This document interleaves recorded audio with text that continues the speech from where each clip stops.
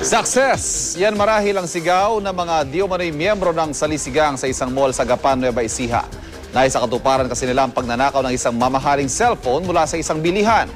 Ang hindi nila alam ang kanilang krimen, kuhang-kuha ng CCTV camera na ipinadala ni Youth Scooper Norman Tandok. Narito ang buong kwento. Pebrero 24, bandang 1:00 ng hapon, isang pananalisi ang naganap sa loob ng isang mall sa Gapan, Nueva Ecija. Sa unang anggulo ng CCTV, makikita ang mamang ito na nagtatanong sa isang sales lady ng cellphone shop.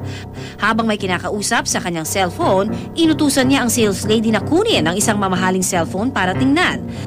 Bagamat hindi niya binili ang ipinakuhang gadget, makikita sa video na nagbibigay ang mamang ito ng instruction sa sales lady na babalikan niya ito.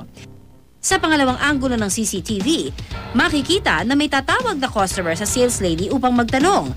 At nang lumabas ito sa loob ng cubicle, nagsimula ng kumilos ang mga kawatan. Sa video makikita ang dalawang lalaki na nagmamasid-masid na animoy nagkakanvas ng presyo ng cellphone. Dahan-dahang iuurong ng lalaki ang upuang ipinangharang sa cubicle. Nang masigurong walang nakatingin, agad itong pumasok sa loob. Paglabas ng cubicle, agad na isinilid ang mamahaling gadget sa paper bag ng kanyang kasabwat. Sa loob ng 3 segundo, natangay na ng mga kawatan ang cellphone na nagkakahalaga ng lagpas sa 30,000 piso. Mapapansin na habang sumasalisi ang dalawang lalaki, may higit kumulang 5 pang kalalakihan ang mga nagpapanggap na customer. Sa dami nila, hindi magkamayaw ang mga salesman at sales lady sa pag-aasikaso sa kanila. Paglabas ng dalawang kumuha ng mamahaling cellphone, ay siya namang sunod-sunod na nawalang parang bula ang iba pang mga customer.